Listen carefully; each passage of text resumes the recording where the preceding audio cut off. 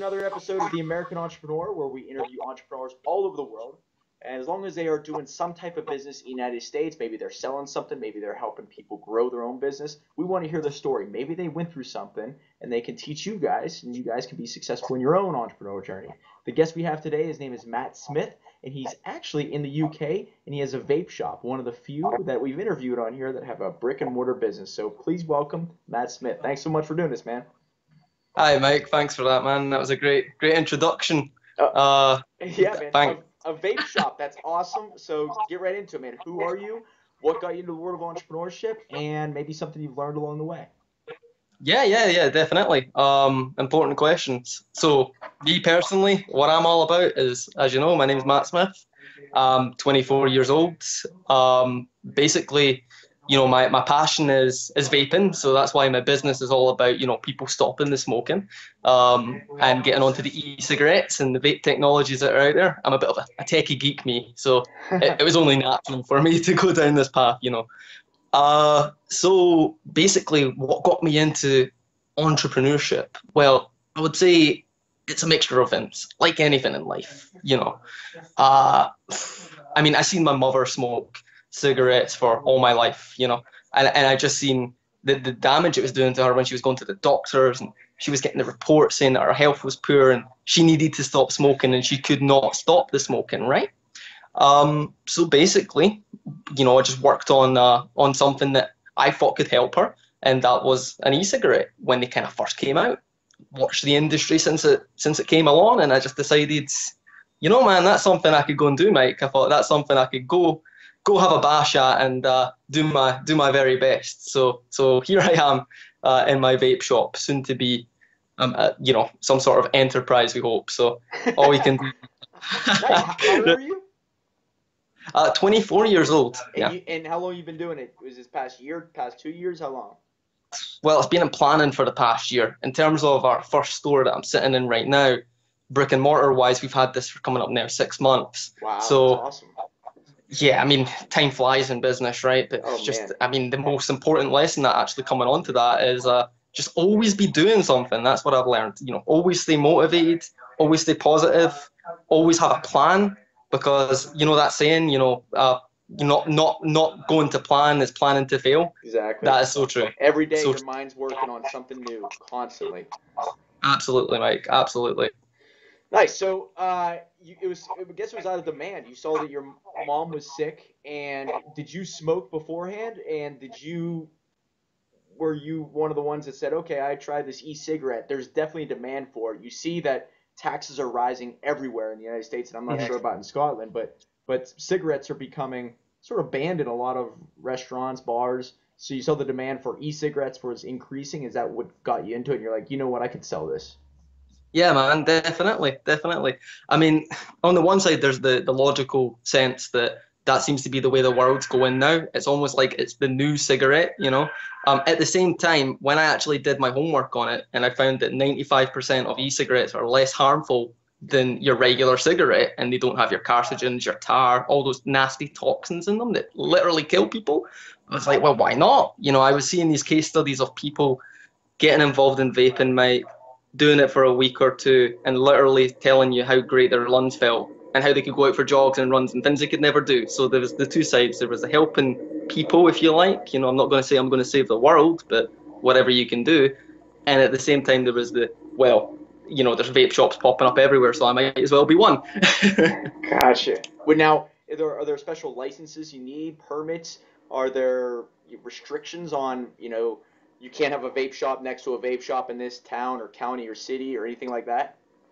Yeah, I mean, like any business, like any industry, there's a lot of hurdles. There's a lot of regulation you need to always be ahead of and keep yourself in the loop with, definitely, because this industry being so new, there's like a new rule, it seems, almost every other day. I would think so. Exactly. Yeah. They're trying to figure out ways to make money from your new business. Totally. I mean, I'm lucky right now. I would say I came into the business at this point because, if you like, I was sitting waiting for the time to come, Mike, that the technology got to a point that the dangers weren't so much there. People had tried and tested it. There was the following for it, because there's kind of a vape culture now. here in the UK, for instance, we've got something called the Tobacco Products Directive that's brought in by the EU. So that comes into full effect in May.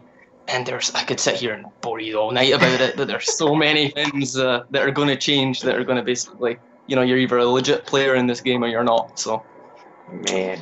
Okay. So, what's the name of your shop? How did you decide on a location? Also, that's a big thing that, I don't talk to a lot of brick and mortar businesses anymore. But how did you decide where it's going to be, and how did you decide to name it? well, it's called Hookah Vape. Okay, bit of an unusual name, but I decided Hookah Vape. Hookah Vape. Yeah, Hookah Vape. I like it. Thanks, man.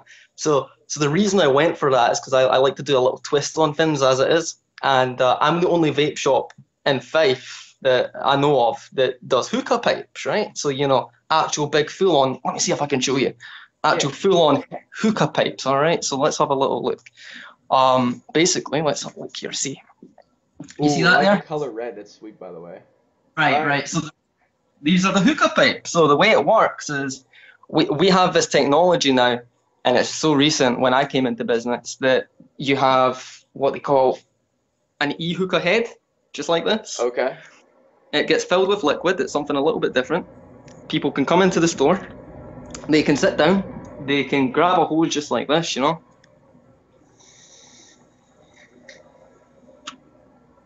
and they can vape away. They can relax. It's a bit like an Amsterdam coffee shop, just without all the stuff that stinks coffee shops up in Amsterdam. So yeah. Wait, now if I walked into your shop, would I smell that aroma, or is it one of those you don't smell anything, very similar to like a vape? Yeah, very similar to a vape. I mean, you're only going to smell whatever's put inside it. I mean, if someone was to put a custard cream liquid in there, because this is so customizable now, then yeah, you're probably going to come in and have a whiff of custard cream, but it's not going to be overwhelming or in your face or anything like that, Yeah. Nice. Okay. So, what have you seen as more of a seller for you? Is it the vapes or the hookah? That maybe hookah is just sort of a draw, and then people buy the vapes. Is that how it is? Basically, yeah. Right now I'm trying to really push the hookah idea. That's new ground. That's something that not many people have done. Like I say, it's just something I'm trying to really get out there, get that message across that people can do this. But no, a lot of people come in for the liquids and stuff. I mean, there's one of them right here, right now. You see him over there? Yeah. Just hey, what's up, man? So there's always people coming in and doing this stuff. We're always telling them we've got our sign out front. We've got our prices, just like any business, really. That's awesome. There's a vape shop close to me. I haven't been inside of it, but it seems to do really well, and I guess it's doing well all over the place. I don't know. Yeah, man. So definitely. Right, so explain your online sales. You sell basically the actual vape and the liquid at your store, but you sell it online, right? Yeah, sure. Let me show you. So just flip this around again real quick. Okay, so you can see we've got some of our liquids here, right? Some of our stock that we keep in the storefront here. So obviously the way it works is people come in, they see what they like. But if we're going online, then just like any online store, you can see this as a catalog online, okay? People can order that online. And then what we do as the business is, go into the staff room here for you, basically. So this is our staff room, but in here we've got a franking machine for the mail, right? So we are the post office, basically. It's a simple. Nice. Okay. Yeah. So we've got our mail bags, which are somewhere over here, actually. Yeah. We've got our mail bags like so. I dig it. All right. Yeah. People order stuff up, mate. And what we do is we go ahead, we get like an envelope like so. We get stamped just like this. You'll see it's got our logo on it. It's got the Royal Mail. It's got the stamp on it. And then we just go outside, find the letterbox, get it posted to the mailbox, and away it goes. And you ship it all over the world, right? Yeah, definitely. I mean, that market's there for the taking, right? So why not? Now, how do they find you? Is it just through your website? Do you have it on Amazon? How else do you do it?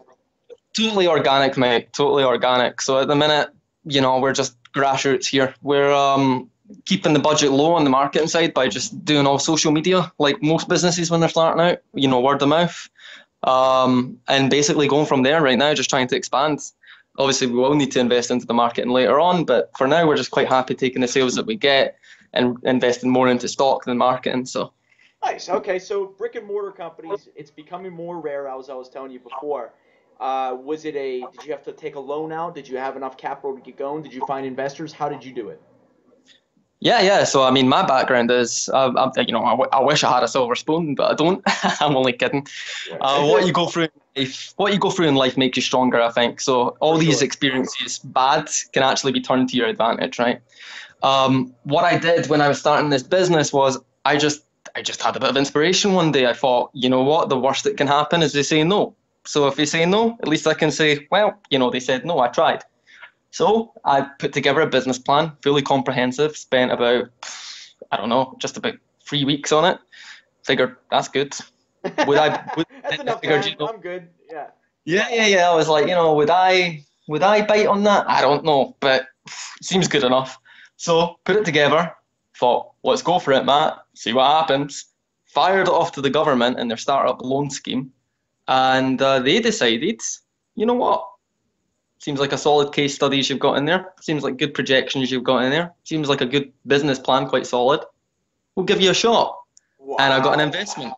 And this is where we're at. So, No way. So the small business department of the government mm. basically loaned you. That's you have to pay that back over a certain amount. Yeah, 5 years we Yeah. pay it back. I mean, it's a government loan basically, so it's nothing crazy. I mean, still to send that in, you didn't go to multiple investors. It was one shot. Here you go. That's amazing. That is I'm a one-man unbelievable. band, man. I'm a one-man band. Nice. All right. So, if there was one thing that you could teach another entrepreneur, either A, starting an online business or a brick and mortar business, what would you steer them towards or steer them away from? One thing. I would say, if you have a plan, if you have an idea, go for it. Don't let other people put your idea down, because if you know in your heart of hearts your idea is going to work, then you know in your heart of hearts, and you'll give it that passion that you need. That being said, if your idea flops and it fails or it doesn't take off in the first month, 2 month, 3 months, don't be disheartened. I can't stress enough, just don't be disheartened, because the second you get disheartened and you get that disbelief in your product and what you're doing, you will crumble. Yeah, makes sense. Yeah, Self doubt is the beginning of it all, really. Because if exactly. you don't believe in yourself, how is anybody else going to? And then if nobody else is going to believe in you, then it's going to fall for sure. Yeah, and I would just say as well, if you've got friends, if you've got your circle, I mean, you've got friends for a reason. If they're genuine friends and they're people that are, been there all your life, they're being good to you.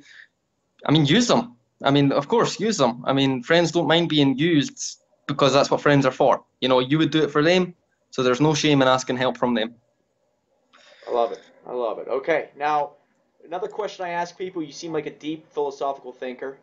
I always ask people, how are you going to be remembered in life? So Matt Smith, Smudge. What was the name? I just looked it up. That's a nickname for me, Smudge. Hookah Vape. So, Definitely, all definitely. right, so I go to motivational speeches and I talk about writing your dream obituary. So Matt Yeah, Smith, how are you going to be remembered? the dream obituary, huh? Yeah, I do I talk would say. about that a lot. Oh, there's a quote I like. It's a little bit cheesy, but I love it, and something I try to live by. It's a quote you might have heard. It goes, "A winner never quits, and a quitter never wins." Right, and that is just, it's like my inspiration. That quote, right? So if there's something good in the world you can do, for me, it's getting people off cigarettes and letting them lead a healthier and better life. That's a good enough legacy for me, Mike. That's I'll beautiful. leave it at that, short and sweet. Yeah, man. I guess that's what it comes down to is what you're doing is really not just for profit. I mean, obviously a business needs profit to survive, but you're doing something good by taking people off cancer-causing cigarettes, right? That's a huge reason to do what you're doing.